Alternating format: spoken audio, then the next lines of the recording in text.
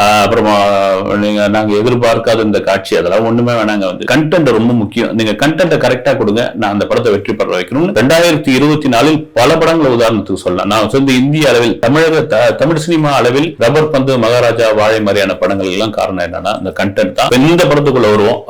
விடாமுயற்சியில இந்த break down படத்தினுடைய copy அதுன்னு பார்க்கும்போது ஆக்சுவலா இந்த ட்ரெய்லர் தொடங்குது. அஜித்தும் த்ரிஷாவும் பேசிக்கிறாங்க. அதாவது அந்த டைலாக்ல எனக்கு என்னன்னா ரெண்டு பேருக்குள்ள ஒரு சின்ன ஒரு சண்டை மாதிரி தான் தொடங்குற மாதிரி எனக்கு தோணுது.